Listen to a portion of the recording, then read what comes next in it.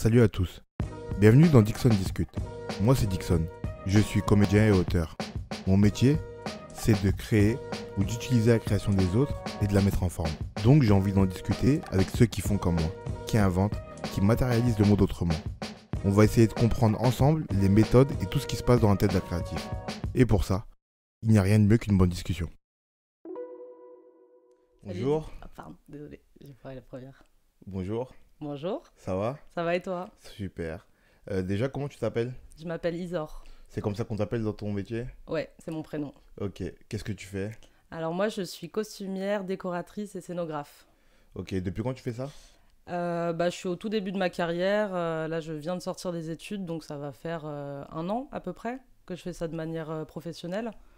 Après, sinon, j'ai fait ça en passe-temps avec des amis à la fac. Enfin, j'ai commencé il y a 6 ans à peu près.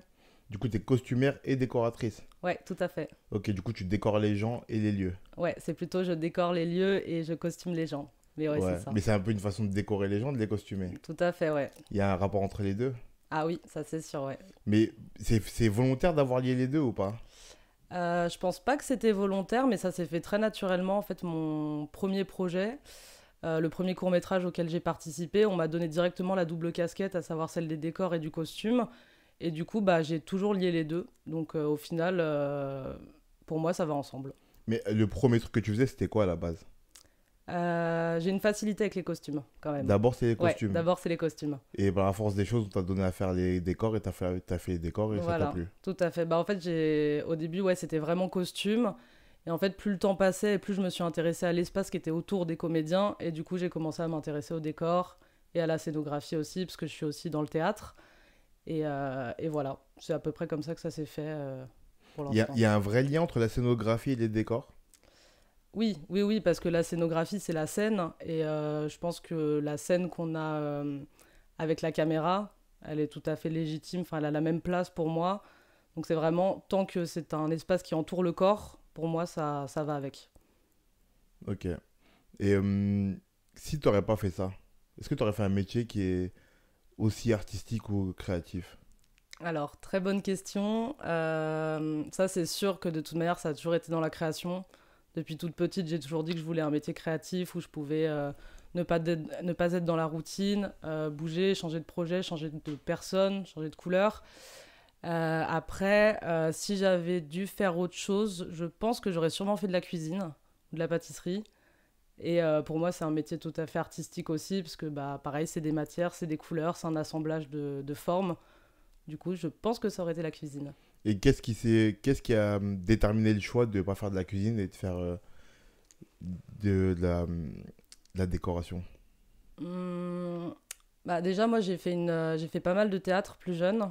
Donc, j'ai fait à peu près une dizaine d'années. Donc, déjà, j'avais ce rapport au jeu et à la comédie que j'aimais beaucoup.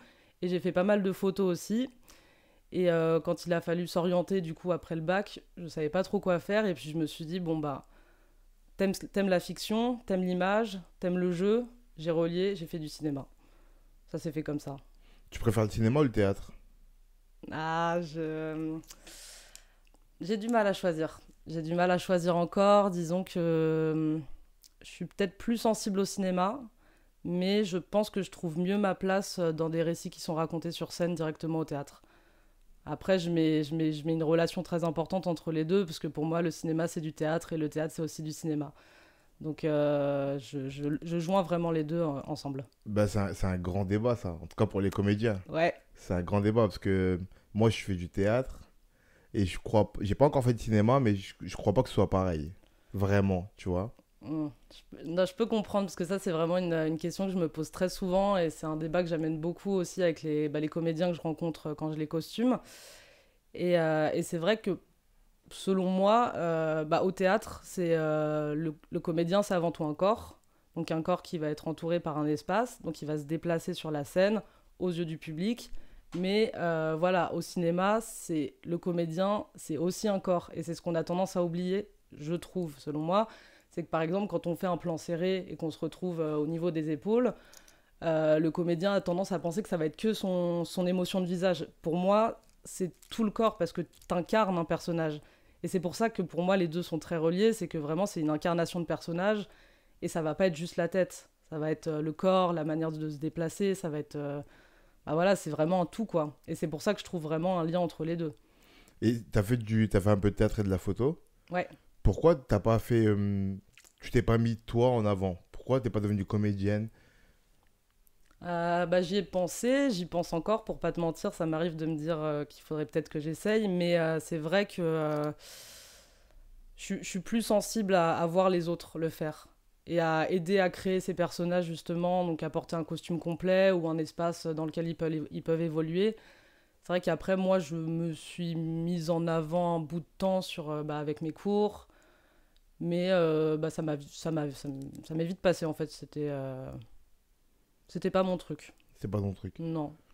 Et tes parents, ils ont réagi comment quand t'as décidé de faire ça? Un métier créatif? Ouais, ce métier-là en soi. Bah, ils ont pas trop réagi, à vrai dire, parce que de toute manière, je leur ai pas trop laissé le choix, non, non, ça leur va. Ça leur va. En fait, tant qu'ils voient que je m'épanouis, pour eux, c'est bon, quoi. Et ça, j'ai eu de la chance parce que c'est pas tout le monde Ouais, qui a cette vraiment. chance. Donc, merci à eux pour ça. Et c'est quoi ton premier souvenir de création? Alors, mon premier souvenir de création, je pense que c'est du collage. Du collage avec des magazines et de la colle sur un papier blanc tout simple, que j'ai fait avec ma mère quand j'étais toute petite. Et c'est vrai que très rapidement, j'ai eu un besoin d'assembler les couleurs et les matières.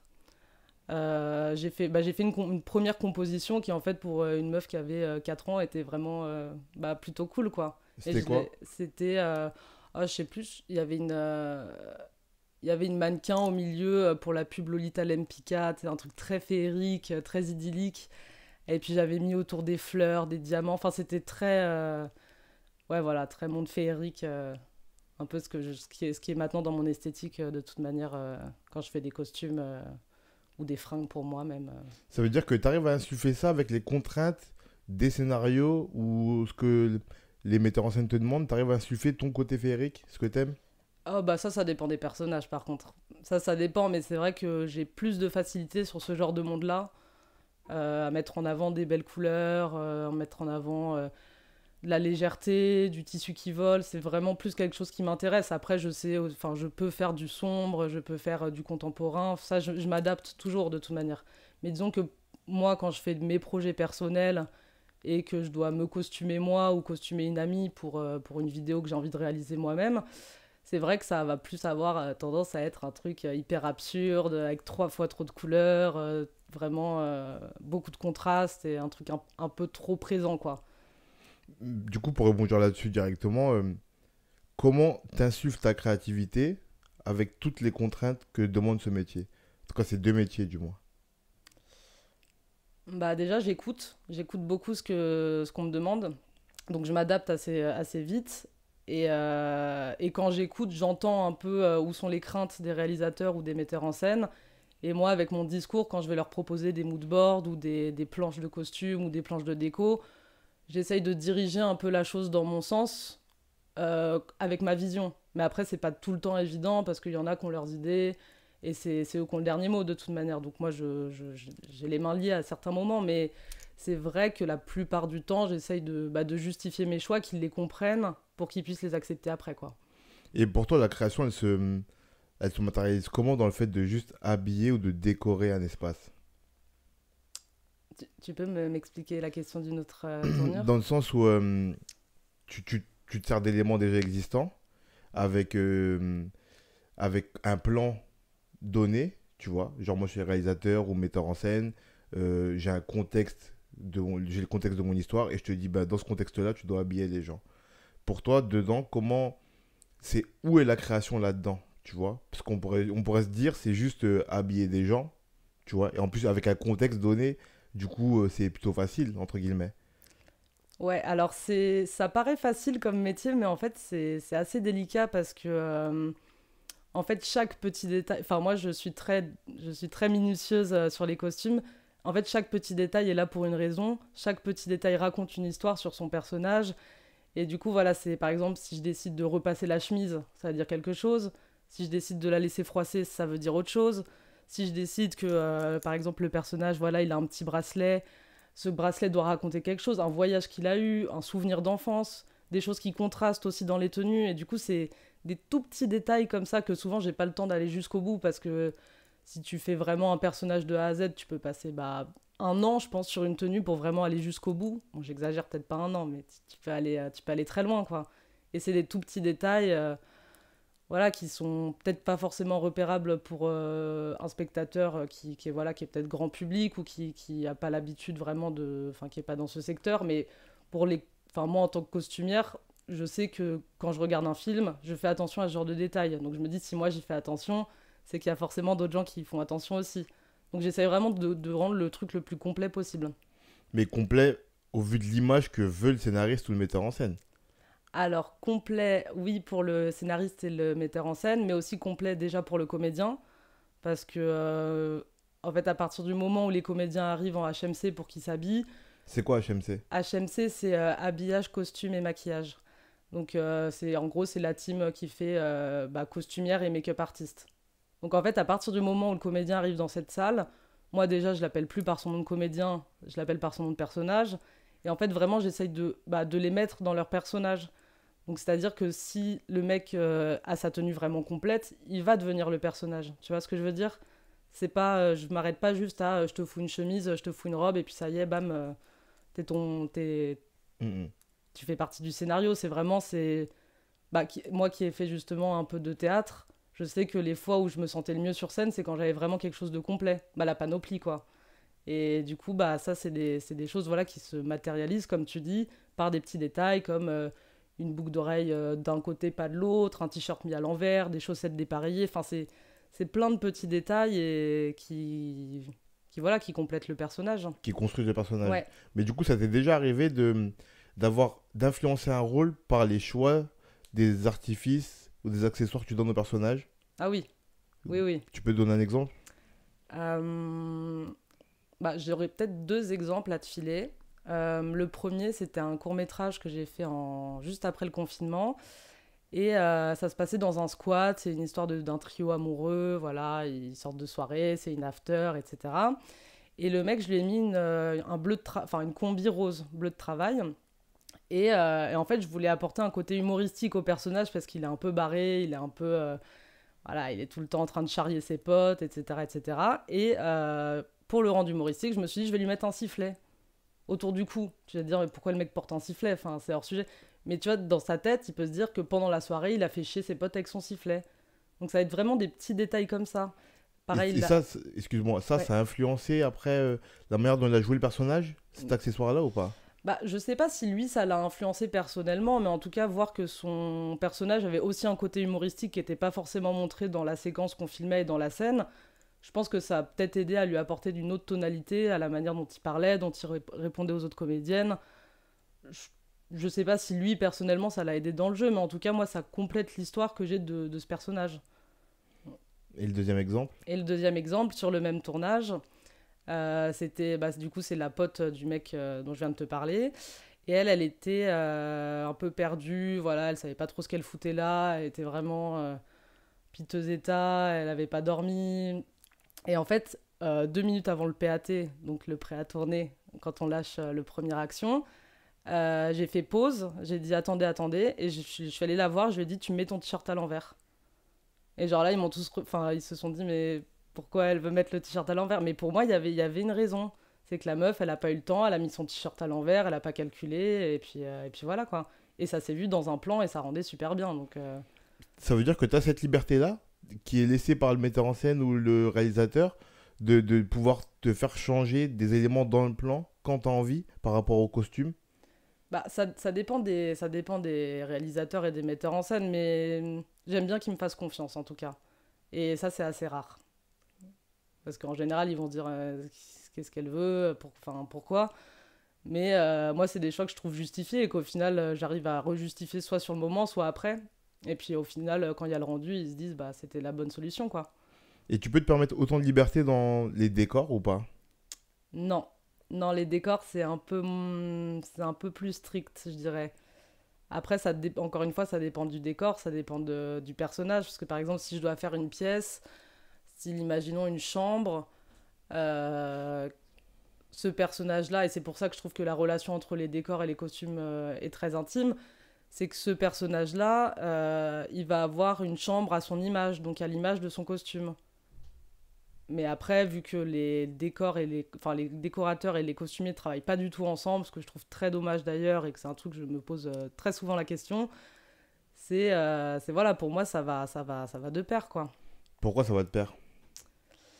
Parce que ça peut aller de pair pour toi parce que tu as les deux casquettes, mais pas forcément pour ceux qui ont une seule des deux casquettes. Ouais, c'est vrai. Mais bah, je pars du principe où la psychologie du personnage, elle est pas que dans sa tenue ou pas que dans son décor. Déjà, ça va être sa manière de s'exprimer à travers les dialogues. Et par rapport au costume et à la déco, bah, ouais, c'est complet, ça doit vivre. Enfin, Ok, c'est un personnage qu'on voit soit au théâtre, soit dans un film, mais c'est censé être une vraie personne qui existe, en tout cas dans le film. Donc pour moi, ça a besoin d'être super complet et qu'il y ait plein de détails ou peu de détails selon les types de caractères, quoi. T'estimes que c'est moins créatif les décors que les costumes ou pas? Non, non, je pense que c'est au même niveau. Par rapport à quoi? Parce que j'ai l'impression dans ce que tu me dis là, qu'il y a plus de contraintes mises dans les décors que dans les costumes. Parce que tu as moins de liberté dans les décors, tu vois. Oui, bah après les décors aussi, en général, les réalisateurs ont souvent plus d'idées. Ont souvent une idée conçue de ce qu'ils veulent, comme ambiance, comme atmosphère. Puis aussi sur les décors, tu as quand même la lumière qui joue beaucoup. Donc on peut pas se permettre de tout faire. Après, tu as des questions de budget aussi qui rentrent dans le tas. Tu as des questions de ce qui est faisable, ce qui n'est pas faisable. Voilà, t'as plus de contraintes. Enfin, en tout cas, moi, je mets plus de contraintes dans les décors que dans les costumes. Parce qu'après, peut-être que, comme je t'ai dit, les costumes, j'ai une certaine facilité. Donc ça me paraît plus évident, on va Mais dire. même moi, là, en réfléchissant, ça me paraît plus facile d'être créative en faisant des costumes qu'en faisant des décors. Parce qu'un décor, comme je te disais au début, tu as un contexte qui est donné, tu as des directives bien particulières, tu vois, un cadre bien particulier à donner. Tu as une psychologie du personnage qui est faite de par la création du rôle, au-delà même des costumes, hein, à la base de par la création du rôle. Et du coup, insuffler sa patte, là où pour moi est la créativité, tu vois, c'est plus difficile dans les décors, j'ai l'impression. Ouais, je vois ce que tu veux dire. Non, c'est vrai que c'est pas évident parce que en fait tu rentres vraiment dans l'intimité de quelqu'un quoi que tu connais pas et que t'imagines. Les fringues, bon, on se voit tout le temps, on est tous habillés, on croise des gens dans la rue, on observe. Moi, je sais que j'observe beaucoup, beaucoup les vêtements, mais c'est vrai qu'au final, les intimités, les intérieurs propres à chacun, on n'y est pas, donc on sait pas ce qui se passe. Donc c'est là où ça peut être un peu plus délicat, je pense. Ouais, je dirais ça comme ça, je pense. Parce que moi, je vois en tant que comédien, je pense que justement, la seule partie où j'ai pas beaucoup de liberté, c'est sur l'emprise sur les décors. J'ai de la liberté dans l'espace que me donne ce décor, tu vois, de me mouvoir comme j'ai envie dans ce décor. Mais sur les décors, j'ai pas beaucoup de choses à dire. Et du coup, j'ai bien l'impression que c'est vraiment le truc où le metteur en scène a sa vision, ou le réalisateur du moins, tu vois, a sa vision, et que c'est immuable, on peut pas le bouger, Mm. tu vois. Et que du coup, l'aspect créatif là-dedans, il est très réduit. Il est réduit seulement à la créativité de base du metteur en scène qui a choisi le décor, tu vois. Et que toi, en tant que décoratrice, t'es que, comment dire, T'exécutes. l'exécution de sa vision et rien d'autre. Ouais, c'est vrai. Non, c'est sûr que on exécute et qu'on est un peu, bah, on a quand même des ordres qui viennent d'au-dessus. Mais après, je pense que quand tu te formes à ce genre de métier, que ce soit le costume, la déco ou la scénographie, t'acquiers une vision en fait que les réalisateurs ont en général, parce que de toute manière, ils sont maîtres de leur image. Donc voilà, eux aussi ont cette vision, mais t'as quand même des compétences qui sortent de certaines formations ou de même ce que t'as pu voir ou ce que t'as pu visiter ou t'as pu voyager, qui font que bah, t'as une sensibilité qui se crée par rapport à l'espace et par rapport aux objets que tu choisis, les époques, les matières, les couleurs. Et en fait, la frontière est très très mince en fait entre les deux. Et c'est pour ça que bah, en scénographie, au théâtre, avec le metteur en scène, ça sera toujours lui qui aura le dernier choix et toi tu vas te placer par rapport à sa mise en scène. C'est-à-dire que tu vas pas arriver en disant je veux mettre deux portants ici avec un bout de tulle là, machin et tout. C'est plus tu t'adaptes à sa mise en scène. Est-ce que tu peux expliquer la différence entre la mise en place des décors et la scénographie. Au théâtre, tu veux Ouais. dire? Bah déjà, la scénographie, c'est l'art de la scène. Donc, c'est mettre en avant la scène. Et surtout mettre en avant les corps des comédiens sur la scène. Donc, par exemple, si on peut scénographier qu'avec de la lumière, par exemple. On peut avoir une scène vide, une boîte noire, et venir faire des halos de lumière, des marquages au sol, comme on parlait tout à l'heure. Tandis que la mise en place de décors, c'est quelque chose de beaucoup plus matériel. Donc c'est quelque chose de statique, de meublé, si je peux dire. La scéno, c'est vraiment... comment dire ça? C'est... Ouais, c'est l'espace qui entoure, quoi. C'est une aura, en fait. Une ambiance qui va être autour du comédien et qui va ressentir pour s'aider dans ses déplacements, dans les directions du metteur en scène. Voilà, et le décor, bah, c'est quelque chose de beaucoup plus dur, beaucoup plus présent, beaucoup plus ancré sur la scène. Et tu fais un peu de scénographie, toi? Ouais, Est-ce que là, c'est pas plus, du coup beaucoup plus créatif la scénographie que le reste de tes domaines? si. Bah, ce que j'adore avec la scénographie, c'est qu'en fait, c'est très libre. En fait, on peut faire encore plus de choses que les autres tafs que je fais, quoi. C'est vraiment très libre c'est en relation vraiment avec le metteur en scène. Donc c'est vraiment un partage aussi. Et peut-être qu'en tant que scénographe, tu apportes des choses au metteur en scène et le metteur en scène t'en apporte et c'est une construction à deux. Et c'est ça qui me plaît moi avec la scéno, c'est que bah, t'arrives, t'as un sol, vraiment un sol, un cadre, et tu travailles à même le sol, à même le cadre, directement depuis la vision du spectateur. Et est-ce que, avec tes autres domaines, il n'y a pas une frustration qui se crée, qui se libère quand tu fais de la scénographie? Au vu de ce qu'on a dit avant, tu vois que tu es un peu contrainte dans tes autres domaines et que sur Hum, la scénographie, tu es vraiment libre. Bah, ça dépend parce qu'après, moi, ce que j'aime beaucoup avec les métiers que j'ai choisis, c'est qu'en fait, je saute de projet en projet. Donc, c'est jamais les mêmes histoires, c'est jamais les mêmes personnages, c'est jamais les mêmes cadres, donc que ce soit ciné ou théâtre. Et du coup, non, je dirais pas que je suis frustrée, mais non, juste c'est chaque chose à sa place en fait.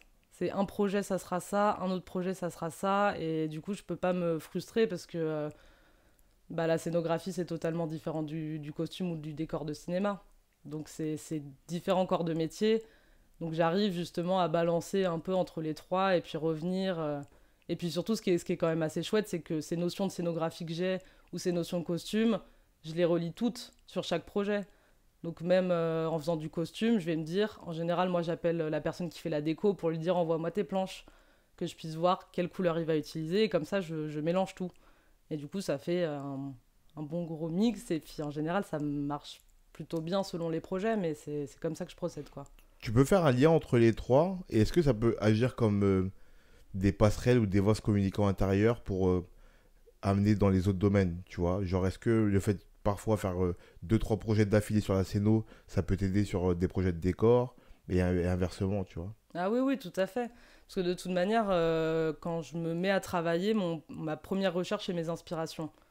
Donc, en ayant bossé sur une pièce ou sur une scène, je trouve toujours des liens entre les trucs que je fais. De toute manière, j'arrive toujours à faire des petites flèches, à relier des trucs en me disant, ah, j'avais utilisé ça, peut-être que je pourrais le prendre dans ce projet-là, mais de manière dérivée.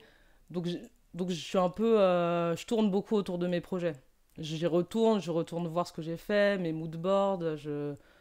C'est comme un gros puzzle, quoi, on va dire. Ça veut dire que tu as absolument besoin des trois Non, pour te nourrir toi intérieurement? non, non, non. Moi, tant que je crée, c'est bon, hein. Ouais. Ouais. Lequel des trois tu pourrais enlever et ça te ferait pas grand-chose? Aïe. Euh, Ah. Bah ouais, si t'as pas besoin des trois, c'est qu'il y en a un qui peut bien partir, enfin, entre guillemets, tu vois. Ouais, mais encore une fois, comme je te disais juste avant, le truc, c'est que avant d'être intéressé pardon, par les projets qu'on me propose, je suis intéressé par les histoires qu'on me propose. Et donc, je choisis vraiment comme ça, par rapport aux histoires. Si c'est une histoire qui me touche et qui me provoque une certaine sensibilité ou des émotions, bah, je vais le faire. Et je me poserai pas la question de savoir si c'est du décor, du costume ou de la scéno. Moi, c'est vraiment tant que le sujet bah, me stimule et que je peux faire des choses qui vont aller dans ce sens-là, bah j'y vais quoi. Ok. Ça serait possible pour toi enfin, je sais pas si ça serait possible de façon générale en vrai, de construire une histoire et en partant de la fin. Ça veut dire au lieu de partir de l'histoire et de trouver les décors, les costumes et la scéno, de trouver une idée de scénographie ou une idée de décor et de construire une histoire par-dessus. Ouais, ouais, ça m'est déjà arrivé de faire ça, ouais. Dans quel cadre par exemple? Ça, c'est plus des projets personnels que je fais toute seule. De la mini-réalisation à la maison. Ouais, je trouve une tenue qui m'inspire et puis j'y vais, quoi. Donc il y a une tenue qui t'inspire et tu te mets à construire une histoire par-dessus. Ouais, Et t'as un exemple si... ouais, j'ai fait à la fac pour un cours qui s'appelait Les Nocturnes. C'était sur le cinéma de nuit. Il fallait faire un petit court-métrage. Et en fait, je savais pas trop par où commencer. Et puis j'étais dans ma chambre un jour et j'ai fait une tenue vraiment un peu abusée avec des plumes, des paillettes, des bijoux. Enfin, vraiment, ça allait dans tous les sens. Et je me suis dit, ok, qu'est-ce que cette tenue raconte? Et pour moi, c'était tellement un excès de comment je m'habille tous les jours que je me suis dit, bon, bah là, c'est clairement une tenue de rêve, entre guillemets. Donc, je suis partie sur un court-métrage sur le rêve. Et du coup, après, une fois que j'ai trouvé cette tenue, j'ai trouvé des décors. Et avec les décors et la tenue, j'ai créé l'histoire. Ah ouais, Ouais, t'es vraiment parti de la fin en fait. ouais. Et c'est pas plus dur ça? Bah, ça dépend de dans quel sens tu le prends. Mais après, moi, vu que je travaille différemment pour chaque projet, j'ai pas une méthode de travail concise, si tu veux. Moi, je commence, ça m'est déjà arrivé de pas vraiment lire le scénario avant d'être sur le lieu, ou justement de trop lire, de suranalyser. C'est vraiment ça dépend du projet et comment je le prends. En fait, je laisse un peu, bah, c'est un peu cliché, mais la création Venir. venir. Et après, ça, j'ai 4000 post-it avec 4000 notes, et puis je regroupe tout, et puis au final, j'ai la direction à prendre, quoi. C'est quoi le minimum d'infos qu'il te faut pour créer un décor ou créer un costume pour un personnage? Franchement, l'histoire du personnage. Juste l'histoire. Ouais, Et pour le décor, pareil. pareil. Ouais, T'as le contexte, l'histoire, ça te ouais. suffit. L'âge, la personne, où est-ce qu'elle sort. Enfin, je fais un peu des personas, de toute manière, en général. C'est-à-dire que j'ai son prénom, j'ai deux, trois répliques, et puis selon, je sais pas, la tonalité dont la meuf a parlé, ou le mec, je me dis, bon, bah, elle a l'air un peu hautaine, donc on va faire ça comme ça. Elle a l'air super cool, donc on va lui mettre une grosse affiche au-dessus de son lit. Enfin, tu vois, c'est vraiment, c'est une sensibilité à trouver, et en fait, faut créer le rapport humain avec le personnage qui n'existe pas, donc facile à dire, mais voilà, j'essaye de rentrer dans ce personnage comme si c'était un pote ou quelqu'un que je croisais dans la rue, et puis voilà, de coups de retour, quoi. Et en parlant de couture, est-ce que t'as déjà créé tes propres costumes? Ouais. Du coup, inventer des pièces qui n'existaient pas. Ouais, après, j'ai pas eu encore trop l'occasion de le faire pour l'instant, mais ça, pareil, c'est plus des choses que je fais personnellement, pour moi, pour mes amis. Parfois, j'ai des demandes, donc ça m'arrive de répondre à des demandes, mais... Tu peux donner un exemple d'un costume que t'as créé? Euh, Bah, j'ai fait des costumes pour un clip qui est jamais sorti malheureusement. C'était sur un gang de sorcières. Et en fait, elles étaient quatre. Et là, vraiment, j'ai conçu tous les costumes plus ou moins. Bon, pas tout parce que je fais beaucoup de récup aussi. Mais voilà, j'avais des pièces. Par exemple, j'ai fait une cagoule en plumes. Parce qu'il y avait une des sorcières, je la voulais très sombre, très corbeau, donc j'ai mis des plumes partout. Je lui ai fait une épaulière, voilà, c'était super cool. Et à côté de ça, j'en avais une autre qui était dorée, donc il y avait des chaînes dans les cheveux. Et puis encore une fois, je me suis dit, elles sont quatre. On va pas mettre quatre sorcières clichés, habillées toutes pareilles. Chacune une personnalité, chacune une couleur. Et au final, le quatuor, il marchait super bien, quoi. Et t'as besoin de ces projets perso-là là, pour t'exprimer vraiment entièrement dans ta créativité. Ouais. Donc si t'aurais pas ça à côté, ça marcherait moins bien dans dans le professionnel.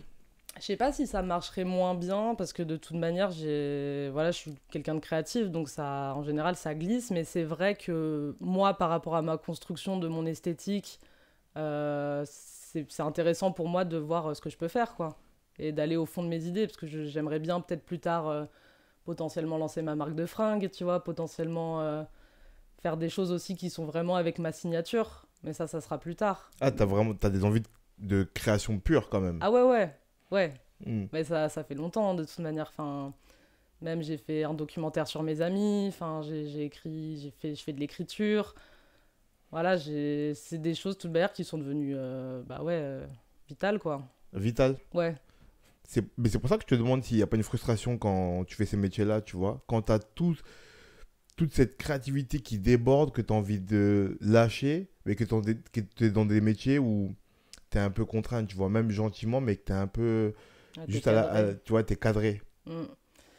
Bah, ça peut être frustrant, mais après, je me dis que quand même, c'est un projet qu'on crée à plusieurs.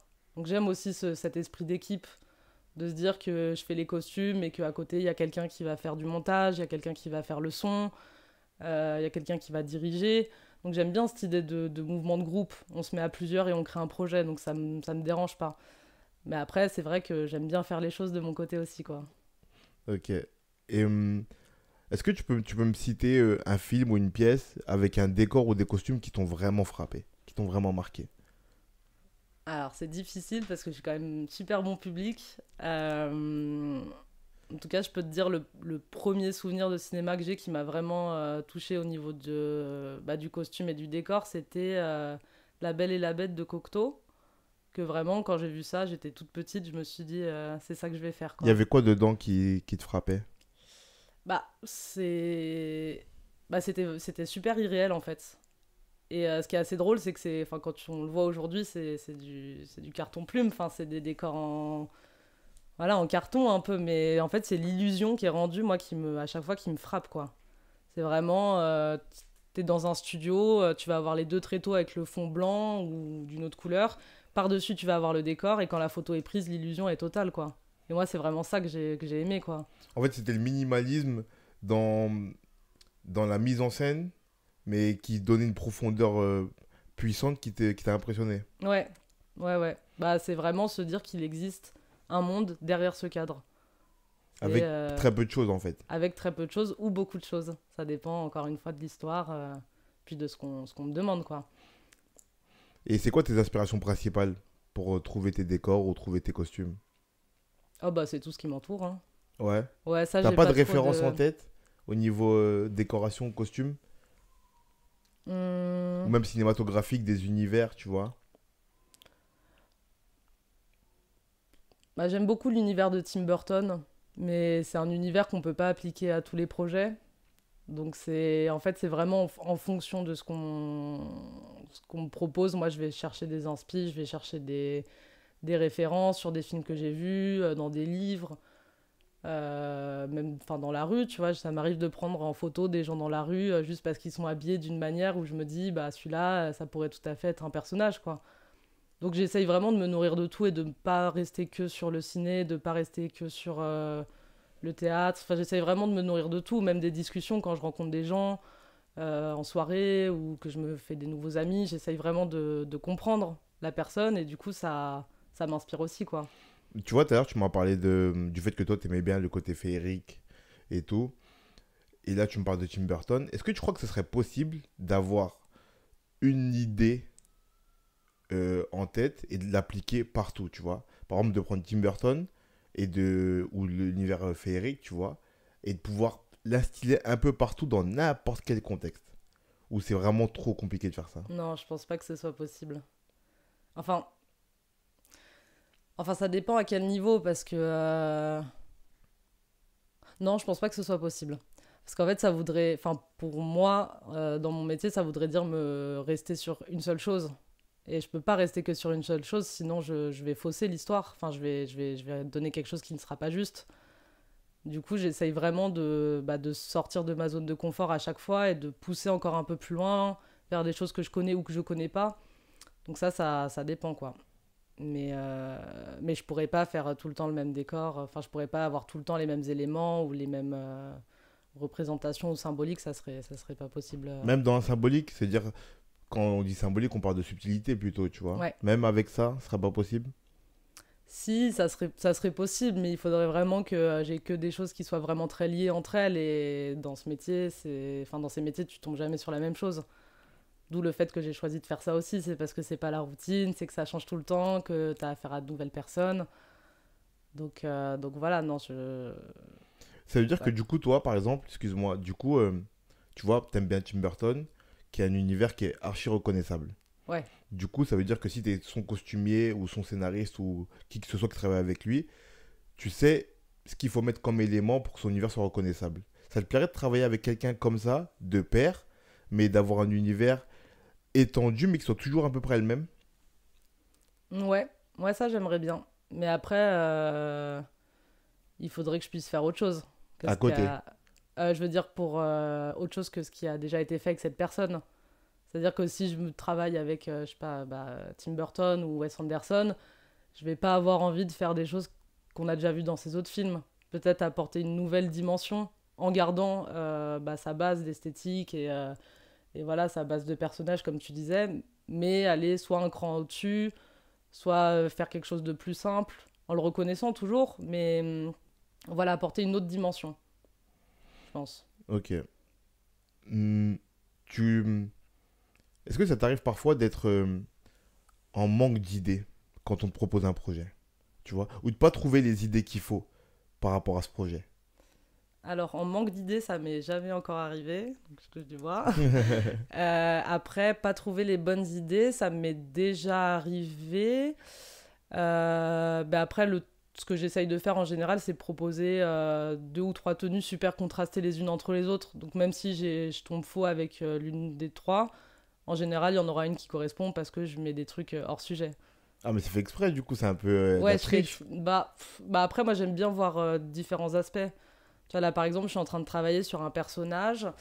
C'est une nana qui revient du Pérou, qui est en soirée avec ses amis, et la question se pose de comment on représente cette fille qui habite à Saint-Germain, qui revient du Pérou, style ça y est, j'ai vu la misère du monde, je comprends enfin. Donc du coup, j'ai cette question de soit je lui mets un jean, une chemise blanche très simple avec un petit collier en bois. Là, on est presque dans un stéréotype, mais en même temps, voilà, c'est pas non plus très ancré.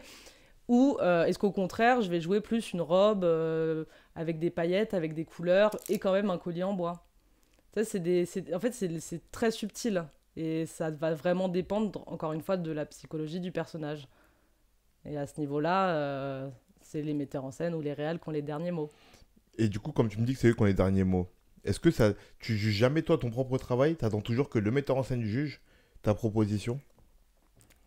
Ça dépend des projets, mais après, moi, c'est sûr que je sais, enfin, selon moi, je me dis ça, c'est la bonne solution.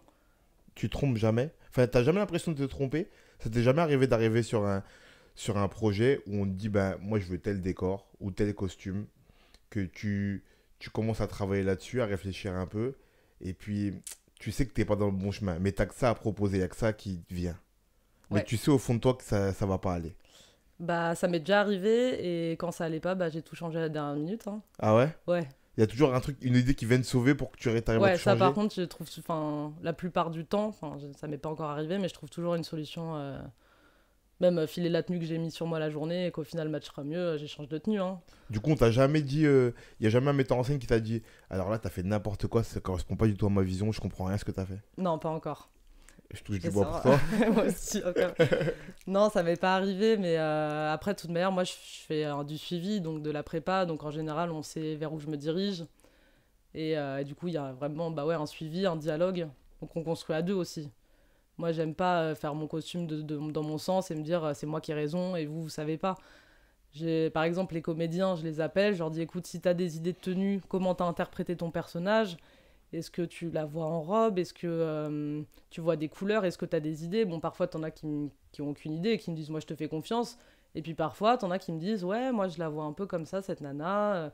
J'imagine ça sur elle, je pense qu'elle a vécu ça. Et du coup, ça me donne des indices. En fait, je suis à la recherche d'indices.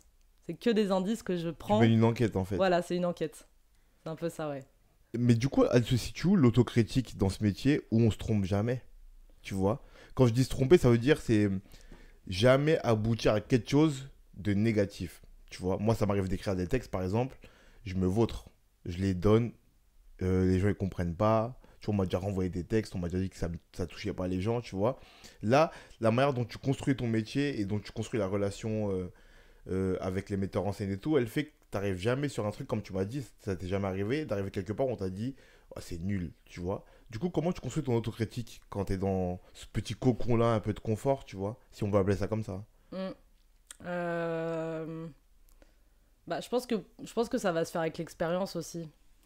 Je pense que ça va venir plus les projets avancent et plus voilà. Mais après moi j'ai toujours des choses à redire de toute manière. Hein. Sur ton propre travail? Ouais moi toujours. Hein, je monte. Enfin maintenant je le montre parce que je travaille pour des gens, mais c'est vrai que mes projets personnels, à part mes meilleurs potes, personne n'a vraiment vu ce que je faisais quoi. Donc c'est bon les projets des autres, j'arrive à pas être critique avec mon taf parce que comme je te dis il y a une direction, qu'il y a un chemin qu'on fait tous ensemble. Mais mon projet perso. Euh, j'ai du mal, quoi. Mais ça t'arrive de pas être d'accord avec la direction que veut prendre Oui, le meneur de projet? oui, oui. Mon projet à moi, tu veux Non, dire non, le ou... meneur de projet pour qui tu travailles, le metteur en scène ou le réalisateur. Ouais, ça m'arrive. Bah, là, c'est les fois où je suis frustrée. Ouais. Ouais, Parce que tu dois quand même suivre sa direction et ouais. c'est pas la tienne. Bah, j'essaye de trouver des compromis entre les deux en général. Parce que je... Parce que voilà, le truc avec le costume et que je regrette un peu, enfin, que je commence à comprendre, c'est que bah, vu qu'on est tous habillés et qu'on a tous notre sens du style ou notre sens du look, tu vois, on a un peu tous notre mot à dire sur ça. Et parfois, malheureusement, en pensant qu'ils ont leur mot à dire, ils vont bah, fausser l'histoire. C'est-à-dire que moi, je suis pas là pour faire quelque chose de beau, je suis pas là pour faire quelque chose de stylé. Je suis là bah, pour me dire, elle est comme ça, elle a voulu mettre sa veste comme ça, lui, il est comme ça, il a fait des revers. C'est quelque chose de d'au-dessus. C'est pas de l'habillage, quoi. C'est vraiment bah, du costume, quoi. C'est une incarnation, en fait. Et on a beau dire ah ce pull il est moche, je le mets pas, je suis en mode oui mais toi tu le trouves moche, moi je le trouve moche, mais le personnage je l'adore. Donc tu vois c'est pour ça que voilà. Mais après je reviens sur ce que tu disais, je prends toujours des précautions et je prends toujours un entre-deux. J'essaye toujours que ça aille autant au réalisateur que au comédien que à moi pour mon travail personnel quoi. Et tu m'as parlé de tes inspirations, que tout t'inspirait un petit peu. Est-ce que parfois, quand tout nous inspire, du coup, on a une espèce d'entonnoir inspiration ou d'aspirateur inspiration, on n'a pas besoin de laisser un peu reposer les choses pour digérer ça et savoir comment les retranscrire, tu vois? Parce que je dis ça parce que si tout t'inspire et que tu marches là dans la rue et que tu vois quelqu'un qui est habillé d'une manière, quelqu'un d'une autre manière, et puis que tu vois un décor haussmannien et puis un décor plus parisien d'antan, enfin, tu vois, comment, avec tout ça, tu arrives à régurgiter si t'as pas laissé reposer. Si tu as besoin, bien sûr. Mm. Bah ça j'avoue que c'est pas tout le temps évident mais bah, j'essaye de sélectionner. J'essaye de retenir des choses plus que d'autres, d'en mettre un peu en arrière-plan et de me dire tu pourras y revenir. Voilà, un peu comme comme si j'avais des petits dossiers d'esthétique dans ma tête, tu vois. Mais ce qui est pas évident à faire parce que parfois, bah oui, c'est trop et on a besoin d'une pause et on a besoin de mettre un peu le truc à plat pour retrouver bah, cette subtilité que je peux perdre de temps en temps, quoi. Mais ouais, non, ça m'est déjà arrivé d'avoir la tête trop surchargée, hein, Mhm. ça c'est évident. Hein. Et ça arrive dans ces domaines-là qu'on qu'on soit, comment dire, qu'on soit tellement dans la maîtrise qu'on tombe dans la paresse ou pas? Ou c'est tellement différent à chaque fois que ça peut pas arriver? Hum, Bah pareil, là encore, je vais encore te dire que ça dépend des projets, quoi. Parce que bah, t'as des costumes qu'on... Parce que le tissu bouge beaucoup sur les comédiens. Et puis après, t'as cette question de raccord aussi à l'image qu'on doit contrôler. Moi, je sais qu'entre chaque prise, je bondis sur les comédiens, puis je remets le col comme il était, je remets le truc machin. Mais parfois, ça sert à rien parce que bah, le tissu, il a aussi besoin de vivre et que tu peux pas contrôler le textile. Même si j'essaye de le contrôler, c'est pas quelque chose que enfin, qu'on est en capacité de faire. Donc voilà. La paresse, non. Vouloir trop de maîtrise, oui. Trop de maîtrise, c'est-à-dire, Ouais. Bah, vouloir trop contrôler la chose, quoi. comme je me disais par rapport au textile, vouloir qu'il soit vraiment comme tu veux qu'il Ouais. tombe. Ouais, ça, c'est pas évident. Parce que même, imagine, tu fais un shooting mode pour un journal. Tu vas avoir une robe. La meuf, elle va avoir les cheveux au vent parce qu'il y a un ventilateur. La robe, elle va bouger. Bah, tu peux pas contrôler. Donc, voilà, c'est encore autre chose. Et ça, c'est pour ça que je pense qu'il faut laisser aussi la liberté au costume d'exister sans la costumière ou le décor d'exister sans le décorateur. Et pareil pour la scénographie. Mais du coup, ton goût du contrôle, il est peut-être plus contenté dans le décor, parce qu'un décor, c'est figé, comme tu as dit, c'est fixe. Ouais. Mm. Du coup, là, tu as plus de satisfaction quand tu vois ton décor, tu sais qu'il va pas bouger, tu te dis, ah, ouf, ça va. Ouais, c'est vrai, c'est vrai. J'avoue, C'est... j'avais jamais réfléchi comme ça, mais c'est vrai que, ouais. C'est ce que j'aime bien avec le décor, c'est que vraiment, bah, une fois que t'as fini, tu rends ton décor, et puis, bah, allez, Ouais. vite à vite décor, et puis voilà, quoi. Et je reviens pour désinstaller.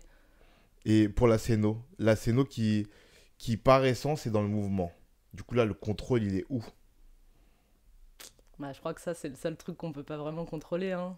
C'est encore pire qu'un costume. Parce qu'à la limite, Ouais. un costume, tu peux raccorder, enfin, tout faire pour que le truc il tombe comme tu veux, tu vois. Mm, mm. Prendre les mêmes habits pour essayer de le faire tomber si c'est trop, si c'est devenu trop lasse le tissu, tu vois. Mais la scéno, c'est l'essence du mouvement. Enfin, le Bah mouvement est ouais. l'essence de la scénographie, je veux dire. Bah, le mouvement, tu peux pas le figer, hein, de toute manière, donc c'est compliqué, mais bah, surtout que le théâtre, c'est la scène où il y a le plus d'imprévus, enfin, j'imagine. Hein, c'est du direct, t'as un public, tu t'adresses directement à des spectateurs, donc ça, c'est oui, c'est des choses effectivement que je peux pas contrôler. Donc Bah, en fait, ce qui est dur, en tant que comédien en tout cas, tu vois, ce qui est peut-être dur à gérer si t'aimes le contrôle, c'est que, comme tu as dit, c'est un corps. Et le corps, il bouge jamais pareil. Mm. C'est comme la foot qui tombe jamais deux fois au même endroit. Le corps, t'as beau répéter un mouvement 1 milliard de fois, faire une scène 1 milliard de fois, il y aura toujours un truc qui va changer. C'est la magie du corps, c'est comme ça, tu vois. Et du coup, si t'aimes le contrôle, c'est pas un métier qu'il faut faire. Tu vois, si t'aimes trop le Ouais. contrôle ou que t'es trop obsédé par ça, c'est pas un métier que qu'il faut faire, tu vois. Moi, par exemple, là, je joue dans une pièce depuis 1 an et demi, je connais la pièce par cœur, je connais mes mouvements par cœur, mais rien que de changer de scène, tout à l'heure on parlait un peu détail de scène, tu vois, tes mouvements ils sont pas pareils. Rien que comment tu te sens à ce moment-là, ce jour-là, ton mouvement de corps il va pas être pareil, tu vois. Mais c'est des questions que je me pose moi en tant que comédien, mais je sais pas ce que se passe dans la tête d'un scénographe quand lui il voit que le mouvement il est pas le même, tu vois. Et que le mouvement il a voulu donner, c'est pas la même chose, tu vois. Même pour une ombre, par exemple, tu parlais des ombres tout à l'heure, moi dans ma pièce on joue un peu avec les lumières et tout. Tu fais tout pour que les lumières elles tombent comme elles doivent tomber et tout le temps de la même manière, tu vois. Mais tu contrôles pas, je sais pas, moi j'ai des cheveux longs, tu contrôles pas une ombre d'un de mes cheveux qui va dépasser dans le halo de lumière. Tu vois, des fois je me déplace mais j'ai pas le contrôle de mes pas. Peut-être je fais un pas en trop, un pas en moins, du coup qui donne pas la même lumière. Ça, moi je le vois, mais je suis sur l'instantanéité, du coup je fais, c'est déjà passé, tu vois. Mm, mm. Mais pour un scénographe qui voit ça de loin, comment ça se passe, tu vois? Bah, je sais pas si de toute manière ça pourra jamais se contrôler à ce point-là, parce que sinon ça s'appelle la vraie vie, je pense, enfin la vie réelle, donc ça de toute manière, voilà. Mais je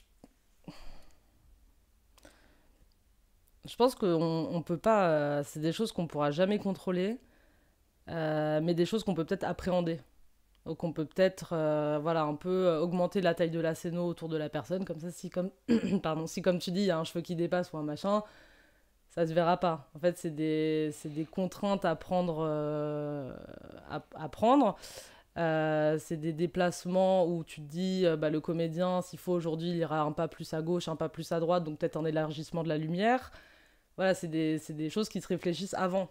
Mais ce qui serait, enfin, je pense que ce qui est bien, enfin, ce qui est intéressant de voir, c'est justement pour ce comédien qui n'est pas dans le même mood aujourd'hui ou qui n'est pas dans la même optique ou qui n'est pas, voilà, je sais pas, qui a vécu une journée, qui a des problèmes personnels. Enfin, c'est que ce comédien puisse retrouver son espace, peu importe la scène. Si tu me dis que là, tu changes de scène pour ta pièce, bah, j'espère que, enfin, j'imagine que le scénographe a dû réfléchir à comment toi, ton personnage, te laisser cette impression d'espace que tu avais dans la scène précédente. Donc ça, c'est des choses pareilles à bah, appréhender, à mettre en place et voir toujours un peu plus large, un peu plus loin, pousser un peu plus, quoi. Bah, ce qui est dur, en tout cas pour moi, ce qui est dur, c'est que c'est les habitudes en fait. C'est que tu vois, par exemple, moi, ma pièce, je l'ai jouée sur une scène pendant un petit moment. Et j'ai sensiblement eu la même taille de scène plusieurs fois, tu vois, après la première résidence que j'avais. Du coup, j'avais pris des habitudes autour d'une taille d'espace, de l'idée d'une taille d'espace, tu vois. Je savais que j'avais mes habitudes et que bon, je connaissais mon mouvement. Et puis, une fois, on a une scène qui est gigantesque, Mm. tu vois, vraiment. Là, j'étais perdu. Même si on avait préparé avant, tu vois, parce que quand on joue une pièce, il y a toujours 2 jours, un voire 2 jours en vrai, de préparation avant pour se remettre dans le jeu, appréhender la scène, régler les lumières et tout, tu vois. Mais quoi qu'il arrive, au moment de jouer, il y a quand même un instant où tu vois la scène et tu te dis... En fait, c'est comme si tu n'es plus chez toi. Ouais, C'est ça le ouais, problème, c'est pas pareil. tu vois. Ouais. Et ça, je sais pas si ça, c'est appréhendable vraiment pour le scénographe. Parce qu'il peut prévoir que comme tu as dit, des petites marges, tu vois. Mm, Il agrandit de l'halo autour de toi pour que si tu te déplaces un peu plus, tu restes dedans, tu vois. mm. Mais il peut pas prévoir il peut pas prévoir, comment dire, ta sensation dans cet espace-là. Et Ah c'est oui. la sensation qui fait tout. Mm, mm. Tu vois ce que je veux dire? Et si moi je me sens perdu dans une scène, même si on l'a préparé 2 heures avant de jouer ou un jour avant de jouer, si je ne l'ai pas assez appréhendé, si je m'en suis pas assez accommodé, quand je suis perdu, il y a un truc qui va se passer qui va être de l'ordre du... en fait, ça va créer un décalage, tu vois. Et ça, j'ai l'impression que quand tu es scénographe, tu peux pas le percevoir parce que t'es Non. pas, tu vois, t'es pas dans le jeu. Non, je pense pas que tu puisses le. Enfin, je pense pas qu'on puisse le percevoir. Bah, parce qu'après, dans le lieu ou dans la scène sur laquelle, bah, par exemple, t'as joué depuis tout ce temps, t'as pris tes marques. T'as pris tes marques, t'as construit ton personnage sur ce plancher, sur cette scène. Et bah, ça m'étonne pas qu'au final, en arrivant dans un espace plus grand et très différent de celui que t'as vu avant, tu sois soit pas à ton aise, soit pas à l'aise de la même manière en tout cas. Bah, parce que c'est une aura, parce que comme t'as dit, c'est la maison, bah, c'est là que t'as répété, c'est là que ton corps de personnage a pris place. Donc c'est un peu un déménagement. Donc c'est comme si ton personnage se retrouvait ailleurs et puis bah, doit revivre les mêmes choses, doit revivre les mêmes sensations. Et du coup, bah, c'est pas évident, ouais, ça je comprends tout à fait que, ouais. Et puis je pense qu'en tant que scénographe, c'est pas encore un travail que j'ai eu de devoir adapter une pièce dans un autre lieu, ce que je vais normalement bientôt avoir avec un prochain projet. Et je pense que ça va être mon plus gros challenge. Ouais. Ouais, clairement. Et en fait, je te pose toutes ces questions autour de la scénographie et des scénographes, ou même des décorateurs, ou même des chefs lumière, enfin, tu vois. Parce que j'ai l'impression que vos travails à vous, ils sont entre, entre le metteur en scène et le comédien, tu vois. Parce que moi, j'ai l'impression que, par exemple, dans ma pièce à moi, il y a le metteur en scène qui a une idée de la lumière, par exemple. Il y a le décor, il y a le chef lumière qui exécute cette idée, avec ses idées, qui propose, qui est réalisable ou pas, tu vois. Et puis il y a moi derrière qui exécute l'idée du metteur en scène dans ce que le chef lumière a pu construire, Mm. tu vois. Mais du coup, si moi j'aime pas la lumière, celui qui est en tampon, c'est le chef lumière. Comme si j'aime pas trop le décor, je me sens pas à l'aise dans le décor, celui qui est en tampon, c'est le chef Ouais. déco. Ou comme si j'aime pas mon costume. Et que, tu vois, par exemple, ma costumière, je sais que on a fait des essais et elle avait à gérer un double avis, qui était l'avis du metteur en scène qui a son idée de ce qu'il veut du personnage et mon avis à moi qui a sa sensation dans ses vêtements. Mm, mm. Tu vois? Comment tu gères ce, ce, ce- ce- cette place de tampon un petit peu entre les deux? Mm. Bah, c'est des compromis, c'est en fait, il faut s'adapter, je pense. Il faut vraiment être un peu caméléon et entendre les besoins de chacun, dont les propres besoins que tu as en tant que costumière ou en tant que déco. Et puis, bah, trouver vraiment une solution alternative qui va aller à tout le monde. Donc, à un juste niveau, en fait. Il faut vraiment trouver des contrastes pour mettre un peu tout le monde sur le même pied. Se dire que le comédien sera à l'aise dans son costume, se sentira bien, peut incarner son personnage en totale liberté, que le metteur en scène voit son comédien à l'aise, forcément si son comédien est à l'aise, il va mieux faire le personnage, et en tant que costumière ou déco, faire une vision globale qui rende esthétiquement bien pour la caméra ou pour le cadre. Mais du coup, c'est-à-dire que sur tes épaules, repose quand même beaucoup de choses, tu vois, Ouais, en vrai. Moi, en c'est vrai, l'impression que ça ouais. m'a donné, en tout cas, de travailler avec des costumiers, c'est l'impression que ça m'a donné, tu vois. Mm. Que ça reposait un peu sur vous, ce truc-là, tu vois. Parce que ce compromis-là, il n'y a que celui qui est au milieu qui peut le faire. Ouais. Et pas les deux qui ont leurs idées, tu vois. Mm, mm. Et donc, toi, tu as juste le travail d'habiller les gens, et puis tu te retrouves à devoir gérer les égos à minima, à ton échelle, tu vois, mais gérer les égos, gérer les envies, gérer les idées, Ouais. gérer les sensations. Je trouve que c'est beaucoup de travail, en fait, finalement. Ouais, c'est beaucoup. Bah, faut savoir s'adapter, faire une bonne balance, enfin, trouver un équilibre en fait. C'est ça, trouver un équilibre et puis tout ça avec, particulièrement pour le costume, avec le sourire, tu vois aussi, parce qu'on est là, enfin avec le sourire, c'est un peu, voilà, mais c'est vrai qu'on est en tout cas au cinéma, on est les premières personnes que le comédien rencontre. Donc il y a aussi cet aspect très humain qu'on est obligé d'avoir en tant que costumière ou make-up artiste, c'est les mêmes histoires. On a besoin d'être dans la relation humaine et de savoir surtout que le comédien est à l'aise.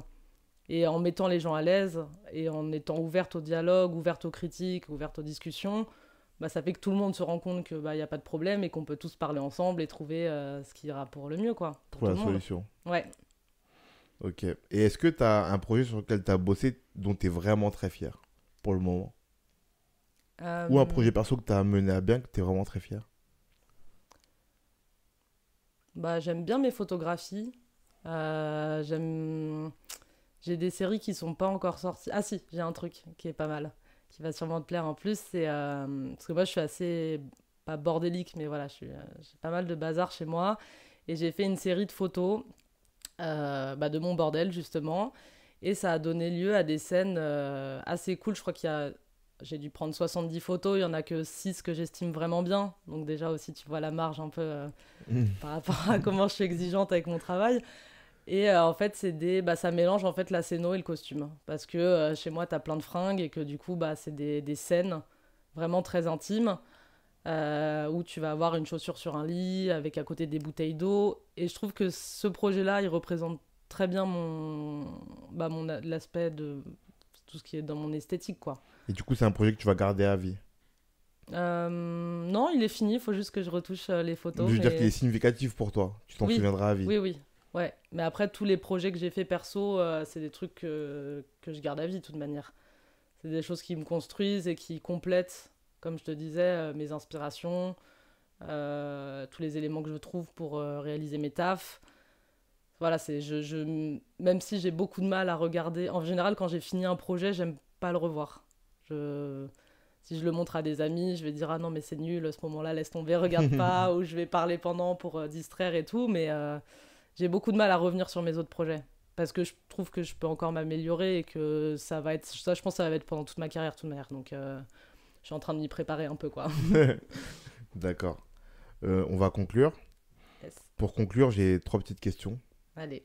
La première, c'est cite-moi ton objet créatif favori, tout genre confondu. Ça peut être matériel ou immatériel. Un objet de décor, un meuble, comme un livre, un film, une musique, un plat.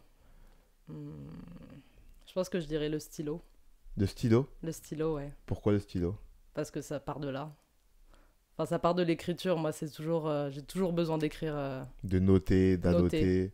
Noter, rayer, assurer, écrire. Moi, ça part vraiment du stylo pour moi. Ok, le stylo. La deuxième question, c'est une œuvre créative inspirante pour toi. Tout genre confondu, pareil. Waouh, elle est pas évidente celle-là. Bon, si t'arrives pas, t'as droit à 2. Bah déjà, l'univers de Jacques Demy m'a beaucoup marqué quand j'étais petite. Qui est un réalisateur de la nouvelle vague des années 60, Ouais, c'est ça? c'est ça, ouais. Qui a fait Les Demoiselles de Rochefort, Les Parapluies de Cherbourg et Peau d'âne. Et ça, c'est vraiment des esthétiques qui m'ont vraiment, je pense, qui sont tamponnées dans ma création, quoi. Ok. C'est vraiment les couleurs. Ouais, en fait, les couleurs. C'est surtout les couleurs, moi, qui m'importent. Donc lui, il m'a bien aidé à ce niveau-là. Ok, Jacques Demy alors. Yes. Et la dernière, un conseil pour quelqu'un qui veut se mettre à créer. Un conseil, je pense qu'il faut y aller, juste. Je pense que quand t'as une envie, que t'as quelque chose à exprimer, faut pas être timide par rapport à soi-même, parce que c'est difficile de lâcher prise. Je pense qu'il faut t'y mettre, te concentrer et t'écouter, surtout. T'écouter et puis lâcher ce que t'as à l'intérieur et ça peut donner de très belles choses en général. Donc, fais-le, vas-y et écoute-toi. Yes, c'est tout ça? à fait, ouais. Ok, merci. Merci à toi. On va mettre dans la bio ton Instagram pour que les gens voient un peu ton univers. Ok, cool. En tout cas, c'était super sympa. Merci beaucoup. Ouais, merci à toi. À la prochaine. À la prochaine.